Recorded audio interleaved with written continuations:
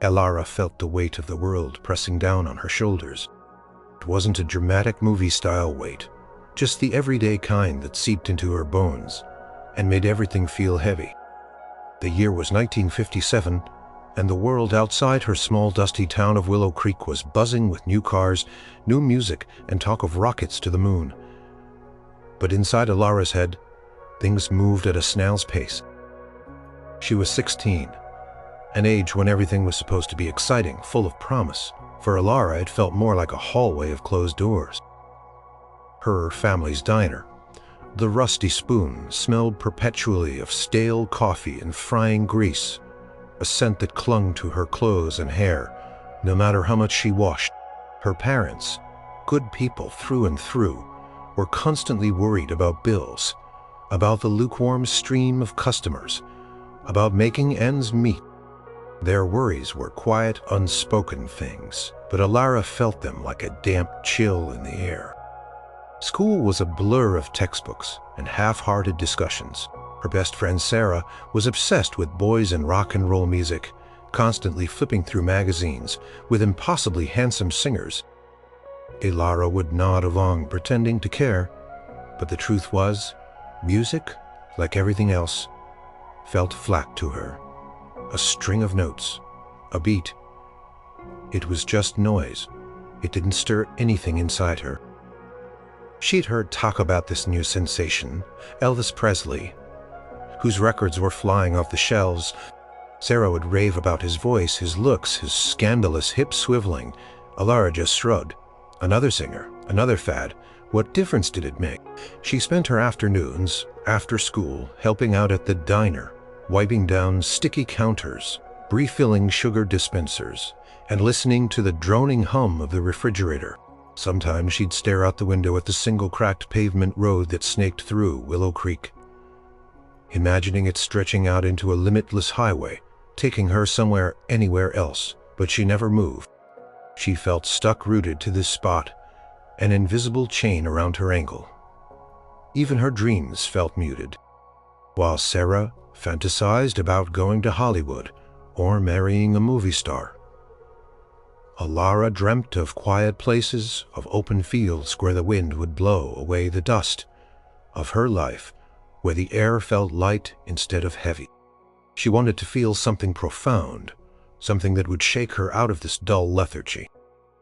But she didn't know what that something was or where to find it. One humid Tuesday, a new record came on the diner's old crackly radio. It was one of Elvis's songs, Hound Dog. Sarah, who was helping Elara fold napkins at the counter, instantly started humming along, her eyes sparkling. Elara listened. It was certainly loud, full of raw energy. The singer's voice had a growl to it, a playful snarl, but Elara still felt nothing. Just a voice, a guitar, a drum. It was just more noise, adding to the general hum of the universe that seemed determined to keep her trapped in its monotony. "Isn't he just dreamy?" Sarah sighed, pressing a hand to her chest.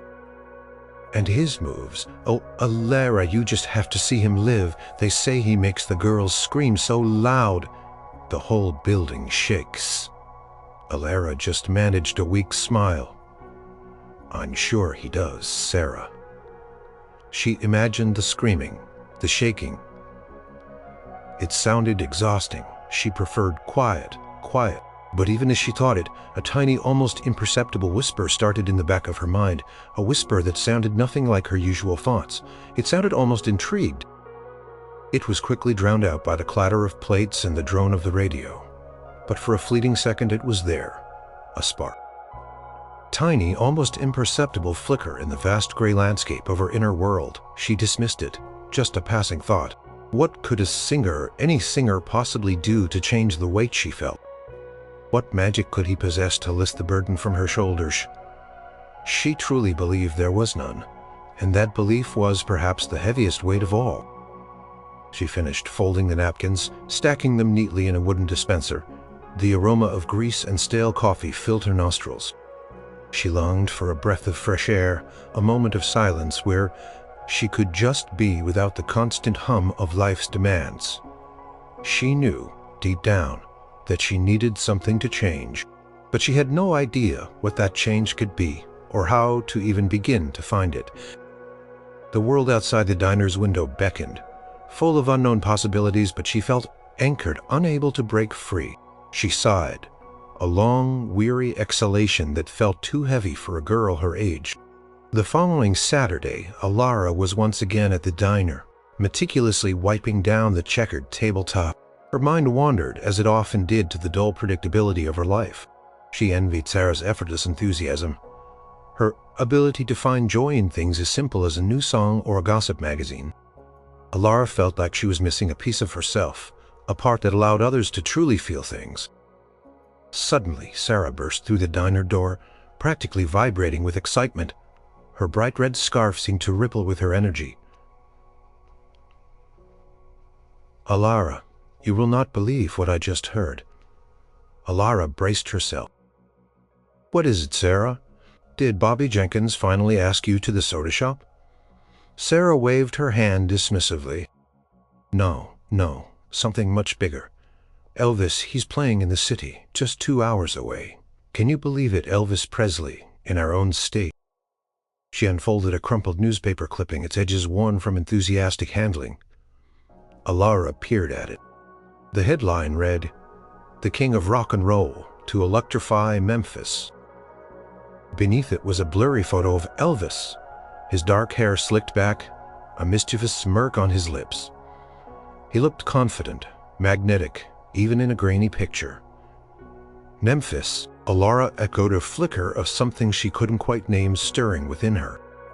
Memphis was a big city full of bright lights and bustling streets, a world away from Willow Creek. Yes, and listen to this, Sarah read dramatically, her voice rising in pitch. "Witness the phenomenon. A spectacle unlike any other. Experience the electrifying presence that makes the very air crackle with energy." She paused, eyes wide. "Oh, Elara, can you imagine? Everyone says his concerts are, well, they're not just concerts, they're events." Elara felt a familiar wave of cynicism wash over her. "Events, Sarah? It's just a man singing songs. He can't be that different." Sarah threw her hands up. "But he is. People say when he walks on stage, the whole room changes. They say he has this aura. Like he's not just human. Like he's got some kind of magic." Magic. The word hung in the air. Elara scoffed internally. Magic wasn't real. There were no wizards, no enchanted forests, and certainly no singers who could conjure spells on stage. The world was solid, predictable, and stubbornly unmagical. "Come on, Elara," Sarah pleaded, her enthusiasm undimmed. "My cousin Peggy. She saw him last year in Nashville. She said it was like time just stopped. She said she forgot every single worry she had, even for a few hours. She said it felt like she was floating. Constant weight she felt, the feeling of being anchored, if only for a few hours, to be free of that. The thought was tantalizing, but it was impossible. It was just hype, exaggeration." "It's a long drive to Memphis," Elara said, trying to inject practical objections into Sarah's starry-eyed dream. "And tickets must be expensive. My uncle works for the train company. He can get us a discount. And I've been saving my tips from the beauty parlor. Please, Elara, please. It'll be an adventure. We can stay with Peggy. She lives right there." Sarah's voice was full of desperate hope. "Just think about it. A break from everything. A night in the big city. And Elvis." Elara looked down at the newspaper clipping. The blurry image of Elvis seemed to mock her skepticism. His smile was so comforting to it. Could one person, one voice, one performance truly shift the very air around them? Make people forget their worries, make them feel like they were floating.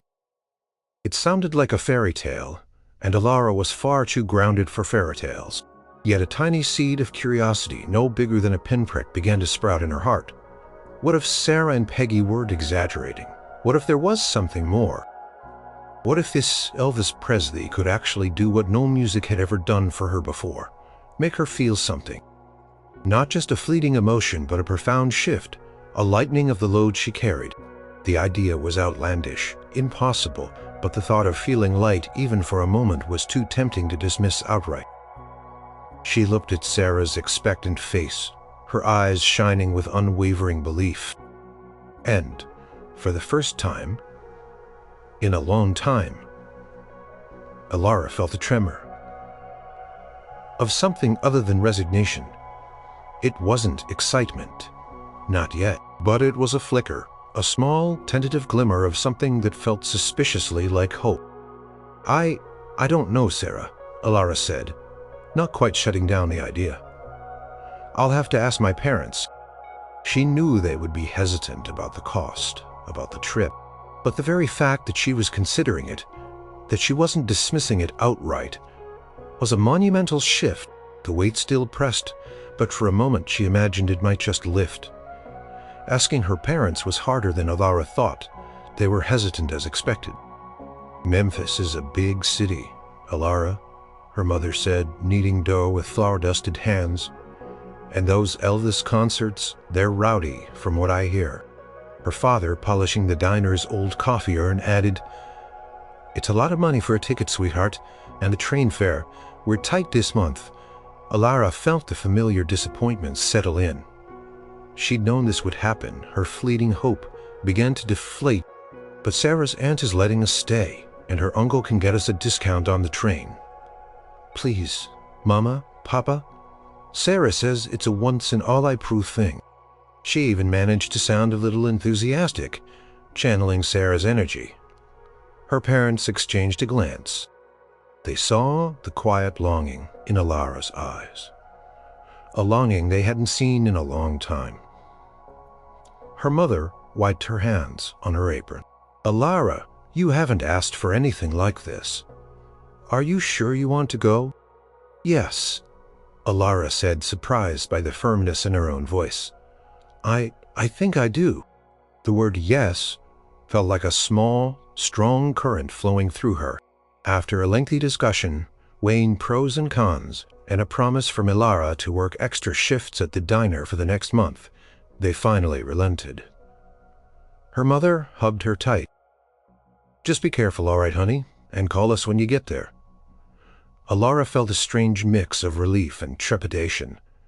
She was actually going to Memphis to see Elvis Presley. It felt surreal, like stepping into a dream she hadn't even known she had. Train ride to Memphis was a whirlwind of new sights and sound. The landscape outside the window blurred into a vibrant tapestry of greens and browns, gradually giving way to the sprawling brick and concrete of the city. Sarah chattered excitedly the whole way, recounting every Elvis song, every rumored detail about his life. Elara listened, sometimes adding a quiet question, sometimes just absorbing the novelty of it all, the rocking motion of the train, the rhythmic clang of the wheels on the tracks. It was a different kind of hum than the diner's refrigerator, a hum of movement, of possibility. When they arrived in Memphis, the city seemed to vibrate with an unseen energy. Buildings towered over them, cars honked in a symphony of impatience, and people rushed by, their faces alight with purpose. It was loud, chaotic, and utterly thrilling. Elara felt a slight dizzying sensation, like the world had suddenly sped up. Peggy, Sarah's cousin, was a vivacious girl with bright red lipstick and a laugh that echoed. She welcomed them into her cramped but cozy apartment, already buzzing about the concert. "You girls are in for a treat," Peggy declared, adjusting a perfectly coiffed curl. "Not just music. It's like a force of nature. You'll see." The day of the concert felt charged. The air itself seemed to hum. Everywhere they went, people were talking about Elvis. His music poured out of every jukebox, every open window. The excitement was palpable, infectious. Even Elara, usually immune to such things, found herself swept up in the collective anticipation. They joined the throngs heading towards the municipal auditorium. The crowd was enormous, a river of humanity flowing towards a single destination. Girls in their Sunday best, boys with greased hair and rolled-up sleeves, even older couples with curious smiles. Everyone was there. The sheer volume of people was overwhelming, yet there was a unifying thread, a shared current of eagerness. Elara felt her heartbeat pick up speed. The noise was immense, a cacophony of excited chatter, laughter, and the distant rumble of the crowd inside. She saw a girl clutching a fan club poster, tears already glistening in her eyes. Another group of teenagers were practicing Elvis's dance moves, clumsy but enthusiastic. "Can you believe it, Elara?" Sarah yelled over the din, her voice hoarse with excitement. "We're actually here." Elara nodded, unable to articulate the swirling emotions within her. She still had her doubts, of course. Could one man really live up to all this hype? Could he genuinely possess this fabled magic that everyone spoke of? Would she, the girl who felt nothing, finally feel something? Or would it just be another loud, disappointing experience, leaving her heavier than before? As they squeezed through the entrance, the roar of the crowd intensified. The air inside the auditorium felt thick with anticipation, electric with unspoken wishes and desires. Elara clutched her ticket, a small rectangular significa that felt surprisingly significant in her hand. It wasn't just a piece of paper. It was a doorway to something unknown. A doorway to a promise. She was still unsure if she believed, but she was there. And for the first time in a long time, the familiar weight on her shoulders felt a little less crushing, lightened perhaps by the sheer force of collective hope that surrounded her. She took a deep breath, ready to face whatever lay beyond that doorway. Inside the municipal auditorium, the noise was a living, breathing entity. It pulsed, it roared, it reverberated off the high ceilings and concrete walls. Elara had never experienced anything like it. It wasn't just loud, it was an enveloping sound, a collective surge of human emotion. The air was thick with the scent of perfume, stale popcorn, and nervous excitement. The heat of so many bodies packed together made her feel a little faint. She and Sarah, along with Peggy, found their seats about halfway back from the stage. The stage itself was simple. A few microphones, a drum kit, a couple of guitar stands. It looked utterly ordinary. How could something so unremarkable be the epicenter of such a frenzy? Elara scanned the crowd. Everyone seemed to be vibrating with anticipation. Girls clutched their friends' hands, their eyes wide and glittering. Boys tried to act cool, but their tapping feet and restless glances betrayed their eagerness. The energy was palpable, almost a physical force. It pressed in on Elara, but instead of the familiar heavy weight, this felt different. It was a pressure, yes, but it hummed with something akin to promise. "It's almost time," Sarah shrieked, leaning close to Elara's ear to be heard over the din. Her face was flushed, her eyes alight. Elara nodded, her throat suddenly dry. She watched the stage, a tiny knot of apprehension forming in her stomach. What if it was just a concert? What if all this build-up, all this fervent belief led to nothing more than a talented singer on a stage? The thought was a cold splash of water threatening to extinguish the tiny ember of hope that had started to glow within her. She didn't want to be disappointed. She didn't want the world to remain stubbornly unmagical. The lights in the auditorium were still up, casting a harsh glow on the expectant faces. Then a roadie walked onto the stage, adjusted a microphone, and walked off. A collective gasp, then a roar, went through the crowd. False alarm. Laughter rippled, the anticipation tightened its grip. Elara found herself clenching her hands in her lap. The ordinary world, the world of diner smells and quiet anxieties, felt very far away. This place, this moment, felt poised on the edge of something immense. A hush, thin and fragile, descended upon the crowd. It wasn't complete silence, but a lowered hum, a collective intake of breath. Everyone seemed to be leaning forward, eyes fixed on the empty stage. The air crackled with unspoken energy, like static before a storm. Then the stage lights dimmed, plunging the auditorium into a near-total darkness. A wave of sound, A deafening roar mixed with screams erupted from the crowd. It was an almost primal sound, a release of pent-up yearning. Elara felt the vibrations of it in her teeth, in her chest. The darkness felt vast, pregnant with possibility. Her heart hammered against her ribs, a frantic drumbeat. A single spotlight pierced the darkness, cutting through the swirling dust motes in the air. It landed center stage, illuminating the empty space. The roar of the crowd intensified, rising to an almost unbearable pitch. Elara felt a peculiar sensation, like the very air around her was thinning, becoming lighter, easier to breathe. The weight she carried, the invisible chain, seemed to loosen just a fraction. A figure emerged from the wings, stepping confidently into the spotlight, and then everything changed. It wasn't just a man walking onto a stage. It was as if the universe itself had decided to shift on its axis. The roar of the crowd didn't just grow, it transformed. It became a tangible force, a living current that swept through the auditorium, carrying every scream, every gasp, every sigh of adoration. Elara felt it wash over her, through her, her breath caught in her throat, her eyes, wide and unblinking, were fixed on the stage. The figure stood there radiating an energy so potent it was almost visible. He hadn't even sung a note, hadn't moved beyond that confident stride, and yet the very fabric of the air around him seemed to warp. The light from the spotlight, usually so stark and clear, shimmered as if seen through rising heat. The sound of the crowd, while still deafening, seemed to gain a new quality, deeper, like 1,000 individual voices had merged into one harmonious, powerful entity. Elara felt her shoulders relax, her hands unclench, the knot of apprehension in her stomach loosened.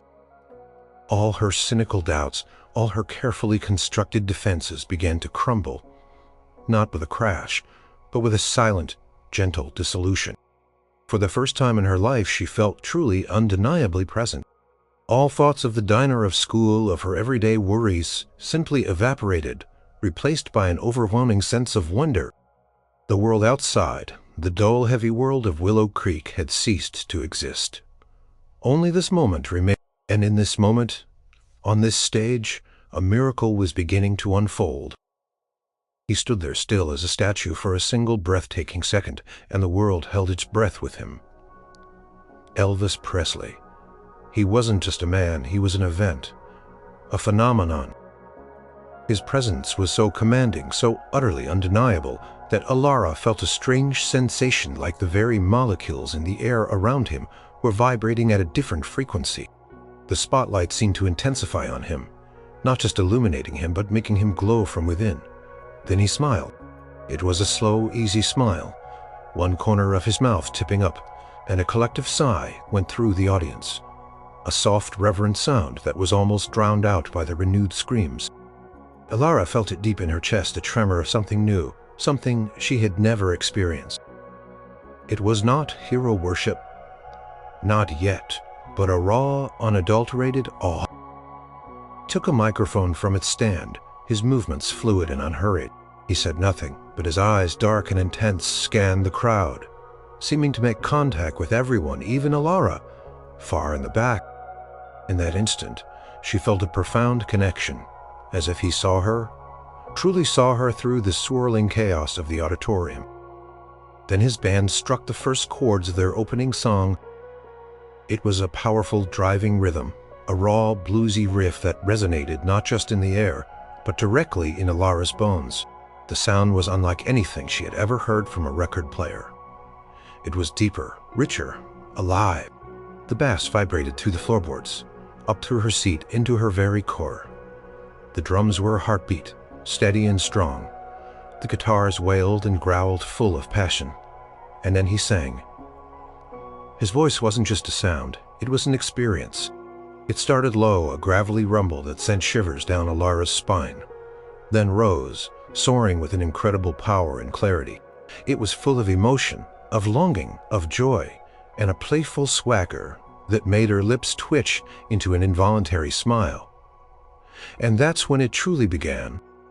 The bending of physics, as Sarah had joked, wasn't a joke at all. It was real.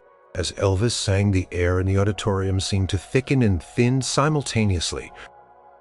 It felt lighter, incredibly buoyant, as if the entire room had just exhaled a collective sigh of relief.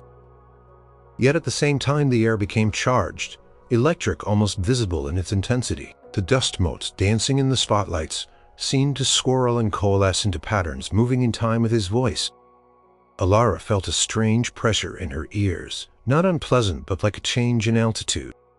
Her vision sharpened, and the colors around her, the vibrant reds of dresses, the deep blues of shirts, the gleaming gold of the stage lights, seemed to pop, becoming more vivid, more intensely saturated than they had any right to be. It was as if a dull filter had been lifted from her eyes, and she was seeing the world in its truest, most vibrant form for the very first time. Time, too, became elastic. The first minute of his performance stretched into an eternity. Each note, each word, suspended in the air, savored before flowing, magging. Into the next. Yet simultaneously, the entire experience felt like it was rushing by in a breathless blur, impossible to fully grasp, only to be absorbed. A lightness bloomed in Elara's chest, spreading outward, melting away the familiar weight that had pressed upon her for so long. She felt her shoulders completely relax, her jaw unclenching. All the little anxieties about school, about the diner, about her uncertain future, they didn't just fade, they vanished. They simply ceased to exist in the face of this overwhelming, beautiful reality. She looked at Sarah and Peggy beside her. Sarah was crying, tears streaming down her face, but her smile was wide and beatific. Peggy was swaying, her eyes closed, completely lost in the music. Elara felt a profound sense of connection to them and to everyone else in the room. They were all experiencing this together, this inexplicable, glorious shift in reality. Elvis moved across the stage, his hips swiveling, his legs bending, his hands gesturing with an almost hypnotic grace. Every movement was a part of the music, an extension of the sound. He wasn't just performing, he was embodying the very essence of rock and roll. And with every sway, every thrust, every arch of his eyebrow, the bending intensified. A breeze, cool and unexpected, seemed to ripple through the auditorium, carrying with it the scent of something clean and fresh, like rain on hot asphalt. It brushed against Elara's face, raising goosebumps on her arms. Even in the crowded, warm room, she wasn't thinking anymore. She was just feeling the music, feeling the energy, feeling the profound, undeniable truth that something truly extraordinary was happening. And for the first time in her life, Elara felt entirely, completely, wonderfully alive. The world wasn't heavy anymore. It was light. It was vibrant. It was electric. And it was all because of the man on stage and the impossible magic he seemed to wield with every single note. The music didn't just play around Elara. It moved through her, a powerful current of pure energy. Elvis was singing "Don't Be Cruel," and his voice was a velvet hammer, soft and soulful. One moment, then bursting with playful defiance the next. His movements were hypnotic, a blur of motion that seemed to defy the very laws of gravity. He wasn't just dancing, he was flowing, a river of rhythm. Elara found herself swaying, then tapping her foot, then swaying more deeply, until her body was moving without conscious thought. It was an instinctual response, a primal urge to align herself with the beat. She had never danced before, not truly. She had always felt clumsy, self-conscious, her limbs heavy and awkward. But now her body felt light, agile, responsive. The weight that had always chained her to the ground seemed to have dissolved completely. The bending of physics intensified around her, subtle yet undeniable. The temperature in the room wasn't just warm, it was alive, fluctuating in response to the music. When the guitar solo wailed, the air shimmered with an almost visible heat. When Elvis crooned a soft phrase, a cool breeze would sweep through, raising goosebumps on her arms. The sounds themselves were magnified, refined. Each pluck of the bass string resonated deep within her chest. The snare drum snapped with a precision that was almost painful in its clarity. And Elvis's voice. It wasn't just coming from the speakers. It was everywhere, wrapping around her, filling every corner of the vast auditorium. And somehow, every corner of her own mind. She closed her eyes for a moment, letting the sound wash over her. And in that moment, she felt it. A sensation like floating. Her feet were still on the ground, but her body felt weightless, unbound. It was as if the force of gravity had temporarily lessened its grip, allowing her to rise not physically but spiritually.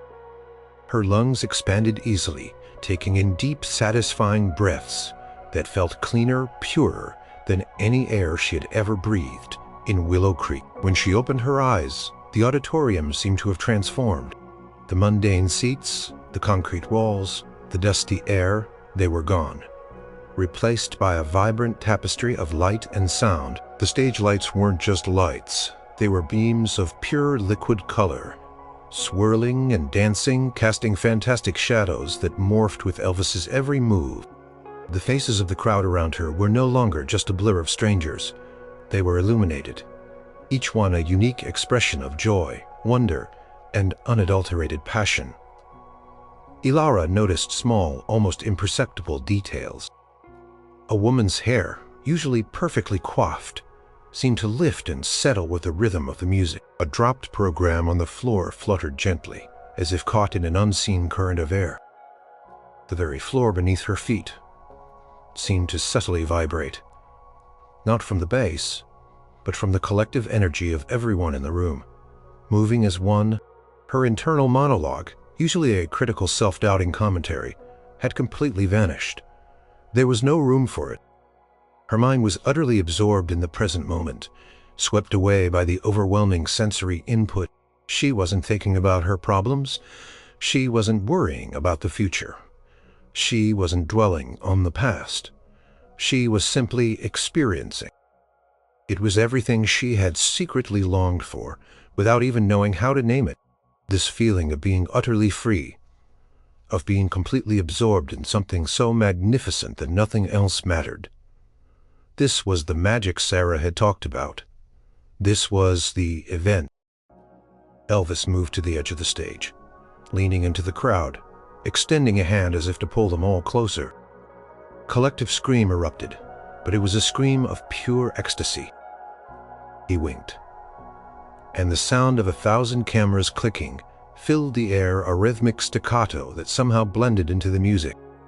Elara found herself clapping, not politely, but with fierce, unbridled enthusiasm. Her hands stinging but unfeeling. Her voice, usually so quiet and reserved, joined the chorus of delighted screams, a sound she barely recognized as her own. She was no longer just an observer, she was a participant. She was part of this magnificent, impossible phenomenon. The rhythm of the music felt like the rhythm of life itself, powerful, unpredictable, utterly captivating. It was a rhythm that bypassed the logical mind and went straight for the heart, for the very soul. And Elara, for the first time, felt hers beating in perfect time. Not with the dull, weary thrum of existence, but with the vibrant, electrifying pulse of the universe. The weight was gone, the chains were broken, and she was flying not through the air, but through a boundless, joyous dimension she never knew existed. As the concert roared on, Elara felt a profound shift within her. It wasn't just that her own burdens had lifted. It was the realization that she wasn't alone in this miraculous experience. She looked around, truly, seeing the faces in the crowd, and what she saw mirrored her own newfound wonder.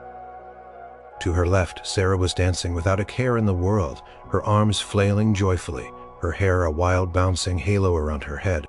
Her face was flushed, wet with tears and sweat, but her eyes shone with an almost spiritual glow. She caught Elara's gaze, and their eyes locked in a moment of shared, unspoken understanding. Sarah grinned, a wide, genuine smile that said, "See, I told you so." And Elara grinned back, a pure, uninhibited grin she didn't know she was capable of.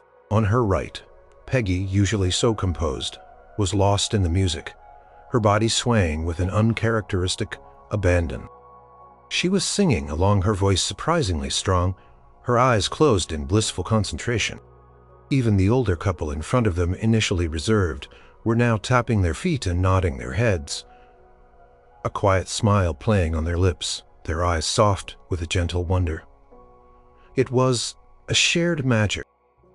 The bending of physics wasn't just happening to Elara. It was happening to everyone. Collective energy of the crowd wasn't just a sum of individual excitements. It was a force multiplier. Each person's joy, each person's surrender to the music, amplified the effect for everyone else. The air itself seemed to pulse with this collective emotion. Elara could almost feel the waves of happiness, nostalgia, and sheer adoration rippling through the auditorium. It was a tangible warmth, a comforting embrace that held them all together. The usual social barriers, the unspoken rules of conduct had dissolved. Strangers swayed together, bumped elbows without apology, shared knowing smiles. For these few hours they were all connected, united by the unseen force emanating from the stage. Elvis, meanwhile, was a whirlwind of energy. He sang jailhouse rock with a fierce intensity, his voice effortlessly powerful, his movements a symphony of controlled chaos. He threw his head back, sweat gleaming on his forehead, his hair slightly disheveled, and the sight of it sent another wave of screams through the audience. These screams weren't just about fan adoration. They were a release, an expression of profound joy and liberation. Elara noticed little things, magical in their simplicity. A stray feather, perhaps, from someone's hat seemed to drift slowly through the air, near the stage, suspended for a moment before gently falling, as if time itself was slowing down to admire its descent. The individual strands of Elvis's hair, when he shook his head, seemed to hang in the air for a fraction of a second longer than they should have, catching the light like spun gold. She felt a tingling sensation in her fingertips, a mild current of energy running through her arms. Her posture, usually slumped with the weight of her worries, was now straight, her chest open, her head held high. She felt taller, lighter, stronger. The music wasn't just sound. It was a language spoken directly to her soul. It spoke of freedom, of passion, of breaking free from constraint. It wasn't telling her to literally pack her bags and leave Willow Creek, but it was telling her that the chains were internal and they could be broken. That the weight she felt was a choice, a perspective. A ripple of laughter swept through the crowd as Elvis playfully tugged at a lock of his hair. The sound was pure and unforced, a testament to the sheer delight he inspired. Elara found herself laughing too, a genuine bubbling laugh that felt foreign yet utterly right. It felt good to laugh, to feel this lightness, to let go. The worries she had carried for so long, the diner, her parents' struggles, her own sense of aimlessness, still existed, of course, but they were no longer oppressive. They were like clouds on a distant horizon, no longer looming directly overhead, blocking the sun. She could see them, acknowledge them, but they no longer cast a shadow over her entire being. The music had washed them with light, softened their edges, made them seem manageable. In that moment, Elara understood the true meaning of the bending of physics. It wasn't about literal levitation or time travel. It was about transformation. It was about how one person, through sheer charisma and talent, could alter the very perception of reality for thousands of people. How he could create a space where worries dissolved, where joy flourished, where the mundane became magical. She was part of something incredible, a collective awakening. And as Elvis launched into his final song, a powerful ballad that soared through the hall, Elara closed her eyes again, feeling the tears well up, not from sadness, but from an overwhelming sense of gratitude.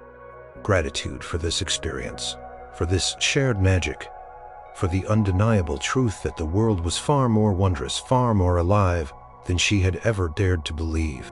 The final notes of Elvis's last song hung in the air, shimmering with an almost ethereal glow, before slowly fading into silence. For a moment, a profound hush fell over the auditorium, a collective holding of breath as if no one dared to break the spell. Then, as Elvis bowed, a roar erupted from the crowd. louder and more sustained than anything that had come before. It was a roar of appreciation, of joy, of reluctant farewell. The house lights slowly came up, bathing the audience in a warm, slightly disorienting glow. The magic, the palpable bending of physics began to recede, but it didn't vanish entirely. It left behind an echo, a lingering resonance that vibrated in Elara's very bones. She stood there, slightly dazed, her ears still ringing with the roar of the crowd and the phantom echo of Elvis's voice. The familiar scent of popcorn and perfume returned, but now it was layered with the lingering scent of something fresh and clean. A hint of that impossible breeze she had felt. The floor beneath her feet felt solid again, but her body still retained a lightness, a subtle buoyancy that was utterly new. "Oh my goodness, Elara," Sarah breathed, her voice hoarse, her eyes wide and glistening. Did you feel that everything? It was incredible." Elara nodded, unable to speak, her throat tight with emotion. Words felt insufficient, clumsy to describe the profound shift that had occurred within her. "I told you," Peggy exclaimed, wiping a tear from her cheek. "I told you it was more than just a concert. Didn't I tell you?" She squeezed Elara's arm. "You look different." Elara didn't know what she looked like, but she certainly felt different. The familiar weight that had defined her existence for so long was gone, not just momentarily forgotten, but genuinely lifted. It was as if someone had removed an invisible backpack she hadn't even realized she was carrying. Her posture felt straighter, her shoulders broader, as if she was ready to take on the world, not shrink from it. Crowds slowly began to filter out a stream of chattering, exhilarated people. Their faces, even in the harsh house lights, still held a faint glow, an afterimage of the magic they had just witnessed. People smiled at each other, strangers exchanging knowing glances, sharing in the quiet wonder of what they had just experienced. The air was still charged with a residual energy, like the last sparks of a dying fire, but a fire that had warmed everyone to their core. As they walked out of the auditorium, stepping back into the bustling Memphis night, the city still hummed with activity. Cars sped by, people hurried along the sidewalks. It was the world Elara knew, but now it seemed brighter. The neon signs, brighter. "I still can't believe it," Sarah said, clutching Elara's hand. "I've seen him on TV, heard him on the radio, but nothing was like that." "No," Elara agreed, her voice a little shaky. "Nothing." They walked in comfortable silence for a while, the kind of silence that's full of unspoken thoughts and shared understanding. Elara felt a renewed connection with Sarah, a deeper bond forged in the crucible of that impossible performance. Sarah hadn't just been a friend dragging her to a concert, she had unknowingly led Elara to a pivotal moment, a turning point. As they reached Peggy's apartment building, Elara paused, looking up at the vast star-strewn sky. The stars seemed to twinkle with an unusual brilliance, almost winking at her. It felt like the universe itself was acknowledging the extraordinary event she had just witnessed. She still had problems waiting for her back in Willow Creek. The diner, the bills, the uncertain future, but they no longer felt insurmountable. They felt like challenges. Yes, but challenges she now had the energy, the clarity, and the newfound lightness to face. The magic of Elvis wasn't a permanent suspension of reality. It was a profound alteration of perception. It had shown her that the weight she carried wasn't external, but internal. It was a choice, and she now knew she could choose differently. Lying in bed that night at Peggy's, Elara replayed every moment of the concert in her mind. The opening chords, Elvis's confident stride, the electric atmosphere, the feeling of floating, the collective joy. The echoes of his voice still resonated in her ears, a comforting melody. She touched her chest, feeling the steady beat of her heart, a heart that felt full, vibrant, alive. The dullness was gone, the apathy was gone, replaced by a feeling of profound gratitude and a sense of boundless possibility. The world hadn't actually changed, but she had. And that, she realized, was the most profound bending of physics of all. Returning to Willow Creek felt different. The air still carried the familiar scent of dusty roads and simmering grease from the diner, but to Elara it no longer felt oppressive. It simply was the quiet hum of the town, once a symbol of her stagnation, now sounded like a gentle backdrop, a steady rhythm against which her new melody could play. She walked into the diner the morning after they returned, and her parents immediately noticed the change. Her mother, wiping down the counter, paused. "Elara, you look different." Elara smiled, a genuine open smile that reached her eyes. "I feel different, Mama." She didn't try to explain the bending of physics or the feeling of floating. How could she? They wouldn't understand. But she could show them the result. She started by tackling her chores at the diner with a renewed energy. Instead of passively wiping tables, she moved with purpose, her movements fluid and efficient. She hummed a tune, one of Elvis's songs. Under her breath, the customers, usually just faces, became individuals.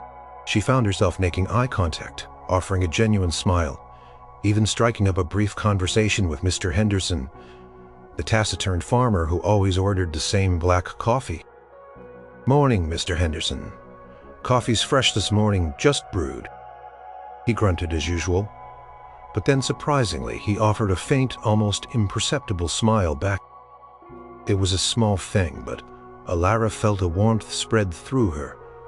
Her conversations with Sarah took on a new depth. They still gossiped and talked about school, but now Elara found herself genuinely engaged, sharing her thoughts, truly listening. "You know," she confided to Sarah one afternoon, sitting on the porch swing, "when he was singing, it felt like the whole world just opened up. Like there were possibilities I never even imagined."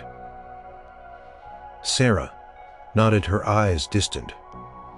Reliving the memory, textbooks still felt heavy, but she approached them with a fresh perspective. Instead of seeing facts and figures, she saw stories, connections, ideas. She even volunteered to help decorate for the school dance, something she would have scoffed at just weeks before. She found herself enjoying the creative process, laughing with her classmates, feeling a sense of belonging she hadn't sought out before. The subtle effects of the concert lingered, manifesting in unexpected ways. Sometimes, when she was doing a particularly mundane task, like sweeping the diner floor, a phrase from an Elvis song would pop into her head, and for a fleeting moment she'd feel that lightness, that almost weightless sensation, as if the broom itself was dancing with her. Colors around her still seemed a little brighter, the sounds a little clearer. It was like her senses had been fine-tuned, adjusted to a higher frequency. She started listening to music differently. Before Elvis, it was just noise. Now, she sought it out, craving the way it could stir emotions, evoke memories, or simply make her feel alive. She borrowed Sarah's Elvis records, playing them softly on the old record player in her room. She listened to the lyrics, truly absorbing the stories they told. The raw emotion in his voice, the passion in the guitars, the driving rhythm, it all resonated with her, a new melody in her heart. The challenges of life in Willow Creek hadn't disappeared. Her parents still worried about money. The diner still had its slow days, and the road still stretched out unchanging. But Elara's perspective had fundamentally shifted. She realized that the weight she had felt was not external, but internal. It was the weight of cynicism, of resignation, of a closed heart. Elvis hadn't literally bent physics. He had bent her perception of reality. He had shown her that joy, wonder, and liberation were not out of reach, but within her, waiting to be unlocked. She started seeing the beauty in small things, the way the sunlight streamed through the diner window in the morning, illuminating dust motes dancing in the air, the genuine warmth in her mother's smile, the simple pleasure of a shared laugh with Sarah. These moments, once unnoticed, now sparkled with a newfound significance. Elara knew she couldn't stay in Willow Creek forever. The desire to see more, to experience more, had been ignited within her. But now, that desire wasn't born of desperation or escape. It was born of curiosity, of excitement, of a yearning to explore the vibrant, limitless possibilities that she now knew the world held. She felt truly alive, her heart full, carrying a piece of that Memphis magic with her, not as a memory but as a living, breathing part of who she had become. The dull, heavy cloak she had worn for so long had been shed, replaced by a garment woven from light and sound and boundless hope. Years passed. Elara eventually left Willow Creek, not with a desperate escape, but with a quiet sense of purpose. She went to college, studied art, and eventually found a job in a bustling city, a world away from the dusty diner. She built a life for herself, full of new experiences, new friends, and new challenges. But the echoes of that Memphis night and the profound shift it had brought never faded. She often thought about the bending of physics. It had become a private metaphor for her, a way to understand the unseen forces that shape human experience. It wasn't about science fiction or literal magic, she now understood. It was about something far more potent and universal. The power of human connection, of charisma, of art, to transform perception. Elvis Presley had not made the walls of the auditorium literally warp or defied gravity in any measurable way. But he had created an atmosphere so charged with emotion, so overflowing with passion, that it felt as if the very laws of reality were softened, made pliable. He had bent the laws of physics, not in the external world, but in the internal world of the human heart and mind. He had broken down barriers, the barrier of cynicism, the barrier of self-consciousness, the barrier of apathy that had encased Elara's spirit. He had shown her that the weight she carried was a construct of her own mind, and that it could be lifted by the sheer force of joy, wonder, and belief. His music, she realized, was the medium. His voice, his presence, his unbridled passion were the catalysts. He didn't just sing songs, he opened up a channel, a conduit for raw, unfiltered emotion that bypassed the intellect and went straight to the soul. And when thousands of people connected to that channel simultaneously, a powerful collective field of energy was created. This field was the unseen force, the true bending of physics. It was the force that allowed worries to dissolve, that made bodies feel lighter, that made colors more vibrant and sounds more profound. It was the magic of shared human experience, amplified to an extraordinary degree. Elara remembered the feeling of floating, of time stretching and compressing. It wasn't an illusion. It was a heightened state of awareness, a moment of pure presence, where the mundane evaporated and only the vibrant, pulsating now remained. In that state, the limitations of everyday reality seemed to loosen their grip. She carried this understanding with her. Whenever she faced a challenge that felt too heavy, whenever the world seemed dull or overwhelming, she would close her eyes and recall that night. She would remember the roar of the crowd, the electrifying strum of the guitar, the soaring power of Elvis's voice. And she would feel that familiar lightness bloom within her, a subtle echo of the magic. It wasn't an escape from reality, but an embrace of a deeper one. It taught her that wonder was not reserved for fairy tales, but was an inherent part of human existence, waiting to be discovered. It taught her the power of a single moment, a single performance to reshape an entire life. Elara learned to seek out those bending moments in her own life, in a breathtaking piece of art, in a powerful speech, in a shared laugh with a loved one, in the quiet beauty of a sunset. She learned to cultivate that sense of presence, that openness to wonder, that willingness to let go and simply feel. She never saw Elvis perform live again, but she didn't need to. Concert hadn't just been a fleeting spectacle. It had been a catalyst, an awakening. It had unlocked something within her, a capacity for joy and wonder she hadn't known she possessed. Years later, sitting in her own apartment, listening to an old Elvis record, Elara smiled. The king was still singing, his voice still full of that raw, undeniable energy, and as his voice filled the room, she felt a familiar flutter in her chest, a subtle lightening in the air around her. The world hadn't stopped being real, but it had certainly become more vivid, more resonant, more full of unseen forces and boundless possibilities, all because of the moment. a young man walked onto a stage and unknowingly, beautifully changed the laws of her own personal physics, forever. Her heart was full, her spirit light, and the melody of life once muted now played in glorious, vibrant harmony.